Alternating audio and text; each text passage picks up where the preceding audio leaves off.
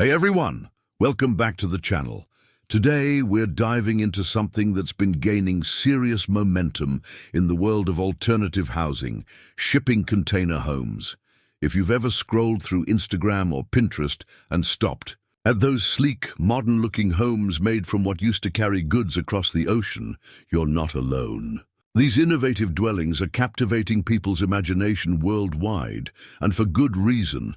But what exactly does it take to transform those giant metal boxes into comfortable, stylish living spaces? Is it actually doable for the average person? And is it worth the hype? Well, stick around because we're going to answer all those questions and more in this ultimate guide to building your own shipping container home. I remember the first time I saw a container home in person. I was honestly skeptical. How could something designed to transport cargo possibly make a comfortable home? But stepping inside completely changed my perspective. It was open, bright, and had this incredible industrial meets cozy vibe that I couldn't get out of my head. Since then, I've been obsessed with learning everything I can about these unique structures. Let's start with the basics. Why are shipping container homes becoming so popular? For starters, they're incredibly eco-friendly. Think about it. There are millions of shipping containers sitting unused in ports around the world. By repurposing these containers, you're giving new life to existing materials rather than consuming new resources. It's recycling on a massive scale. Each standard container that gets reused saves about 3,500 kg of steel that won't need to be melted down or left to rust. That's a serious reduction in your environmental footprint before you even begin building. Cost is another major factor driving the container home trend. Traditional construction prices have skyrocketed in recent years, putting conventional housing out of reach for many people. Container homes can offer a more affordable alternative, with basic builds sometimes coming in at a fraction of conventional construction costs. Now, I should be clear, they're not always cheaper, especially if you go all out with customizations, but they do provide an accessible entry point into home ownership for many. And let's talk about customization, because this is where container homes really shine. These steel boxes are essentially blank canvases waiting for your creative touch. Want floor-to-ceiling windows to capture that perfect view? Done. Need a rooftop garden? No problem. Dreaming of a cantilevered second story that defies gravity? Containers can make it happen. The modular nature of these structures allows for endless design possibilities that simply aren't available or would be prohibitively expensive with traditional building methods. Now, container homes aren't one size fits all, and there are several different approaches you can take. Let's explore some of the most popular styles to help you figure out which might be right for you. First up, we have single container homes. These are exactly what they sound like. One shipping container transformed into a compact living space. Standard shipping containers come in 20-foot and 40-foot lengths, with the 20-footer giving you about 160 square feet of living space, while the 40-footer offers around 320 square feet.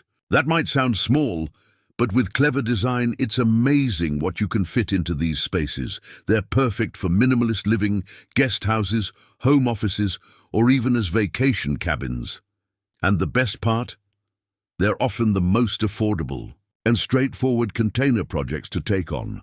For those who need more space, multi-container homes combine 2 or more containers to create larger living areas. By removing sections of the container walls and joining them together, you can create spacious, open-concept designs. I've seen stunning examples where 4 containers are arranged in an L shape to create a courtyard in the middle. Talk about bringing the outdoors in. Multi-container homes give you the flexibility to have dedicated spaces for bedrooms, living areas, and kitchens while maintaining that distinctive container aesthetic. Then there's vertical stacking, which is where things get really interesting architecturally. Because containers are designed to be stacked, they regularly hold tons of weight when shipped. They're naturally suited for creating multi-level homes. By staggering the containers or creating cantilevers, you can design truly unique structures that make a dramatic statement. I've seen incredible examples where the upper containers are offset to create covered outdoor spaces below or rotated to maximize views from different angles. This approach is particularly useful on sloped lots or in areas where you want to minimize your ground footprint. So now that you're excited about the possibilities, let's get into some essential considerations before you dive in. First and foremost, building codes and permits. This is not something you want to skip over. Container homes exist in a bit of a gray area in many jurisdictions. Some areas have embraced them and created specific guidelines, while others might classify them under manufactured housing or even consider them temporary structures. Before you purchase a single container, you need to talk to your local building department to understand what's allowed and what permits you'll need. I learned this lesson the hard way when I was helping a friend with their container project. We were weeks into planning when we discovered their county required all permanent dwellings to have a foundation that extended below the frost line, something we hadn't budgeted for. A simple conversation with the building inspector could have saved us time and redesign costs. Next up is site preparation, which is absolutely crucial for container homes. These structures may be lighter than traditional houses, but they're still extremely heavy. A standard 40-foot container weighs around 8,000 pounds empty. Your site needs to be properly prepared to handle this weight. This typically means creating a level surface with adequate drainage and installing some type of foundation system. Whether it's concrete piers, a slab, or something else entirely depends on your specific situation and local requirements. Don't forget about utilities. Planning. For water, sewer, electrical, and potentially gas connections needs to happen early in the process. If you're building in a remote location, you might need to consider alternative systems like solar power, rainwater collection, or composting toilets. One of the biggest challenges with container homes is insulation and climate control. Steel is an excellent conductor of heat and cold, fantastic for thermal efficiency, right? Actually, the opposite. Without proper insulation, your container will be an oven in summer and a freezer in winter. There are several approaches to insulating. A container home, including spray foam, rigid board insulation, or even natural materials like wool or hemp. Each has its pros and cons in terms of cost, R-value, and installation complexity. For my container studio, I went with closed-cell spray foam insulation on the interior. It was more expensive up front, but it gave me excellent thermal performance, while also helping to seal any potential leaks. The key is finding the right balance between thermal efficiency, space, since insulation takes up precious square footage, and your budget. Now, let's walk through the actual building process step by step. First, you need to source your containers. You have options here. New containers, often called one-trip containers since they've made just one journey, used containers in good condition, or older containers that might need more work but come at a lower price point. I'd recommend inspecting any container in person before purchasing if possible. Look for structural integrity, minimal rust, and doors that open and close properly. Once you've got your containers, the preparation phase begins. This typically involves cleaning them thoroughly, removing any existing flooring, which often contains chemicals you don't want in your home, and cutting openings for windows, doors, and connections between containers if you're using multiple units. This is serious work that requires proper tools and safety equipment. We're talking about cutting through corrugated steel here.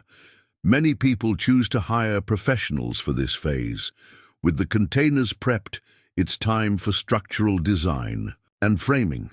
Depending on your design, you might need to reinforce the containers, especially if you've cut large openings. Remember, the corrugated sides of shipping containers are integral to their structural integrity. When you start removing sections, you need to add reinforcement to maintain strength. This typically involves adding steel beams or frames around openings. The foundation system comes next, followed by setting the containers in place, usually with a crane, which is one of the most exciting days of the whole project. Seeing your containers finally land on site is when the project really starts to feel real.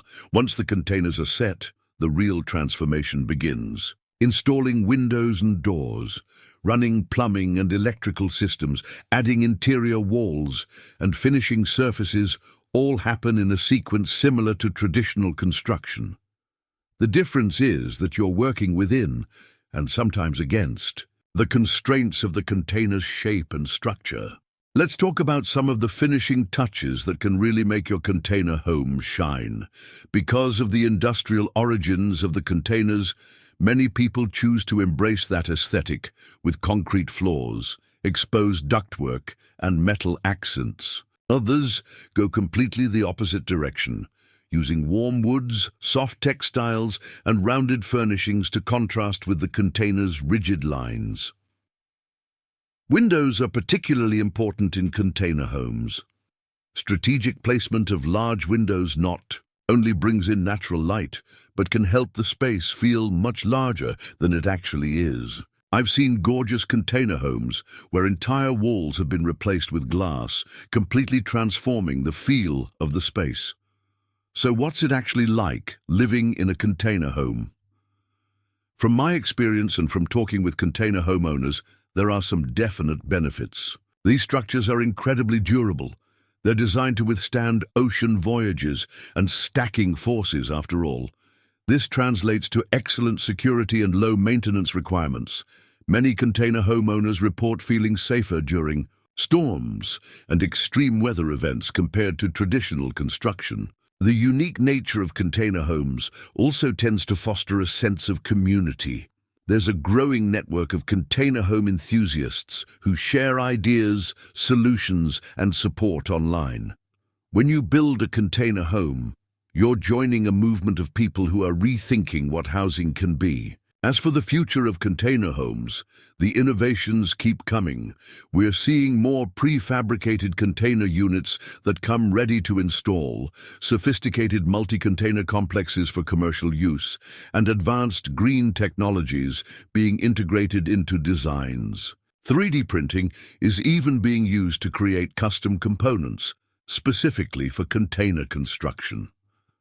One trend I'm particularly excited about is the combination of container structures with living walls and green roofs. These systems not only look amazing but help mitigate one of the downsides of container construction, the ecological footprint of manufacturing the steel in the first place. To wrap things up, shipping container homes represent a fascinating intersection of sustainability, affordability, and creative design. They're not the perfect solution for everyone, and they do come with their own set of challenges. But for the right person, in the right location with the right approach, they can offer a unique pathway to creating a home that's truly one of a kind. If you're seriously considering a container home project, my advice is to start small, do your research, and connect with others who have already taken the plunge. Visit as many container homes as you can to get a feel for the spaces and talk to the owners about their experiences, both positive and negative. And hey, if you end up building your own container home, come back and share your journey in the comments. I'd love to see what you create. If you found this guide helpful, give it a thumbs up, subscribe for more alternative housing content, and check out the links in the description for additional resources. Thanks for watching, and I'll see you in the next video.